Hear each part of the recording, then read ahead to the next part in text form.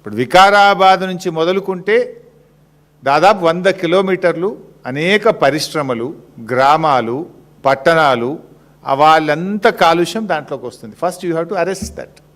అది ఆపకుండా మూసి beautification ఎట్లయితుంది, purification ఎట్లయితుంది? Vikarabad నుంచి స్టార్ట్ చేయండి మీరు.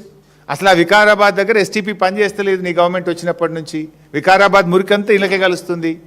అసలు దాన్ని పట్టించుకోకుండా ఎంతసేపు పేదల ఇండ్లు కూలుస్తా, పేదల భూములు నేను ఆక్రమణ చేస్తా, ఎక్వైర్ చేస్తా.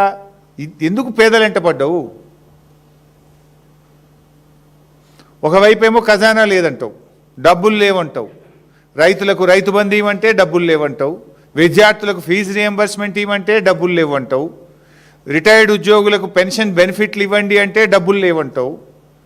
కానీ 1,50,000 కోట్లతోని మూసీ సుందరీకరణకు మరి డబ్బులు ఎక్కడి నుంచి వచ్చినాయి? అంటే నీకు రైతులంటే నీకు మనసు రాదు, రిటైర్డ్ ఉద్యోగులంటే నీకు మనసు రాదు, ఎస్సీ ఎస్టీ బీసీ విద్యార్థుల స్కాలర్షిప్ ఫీజు రియంబర్స్మెంట్ డబ్బులు ఇవ్వమంటే నీకు మనసు రాదు. ఎందుకంటే ఇక్కడ కమిషన్లు రావు.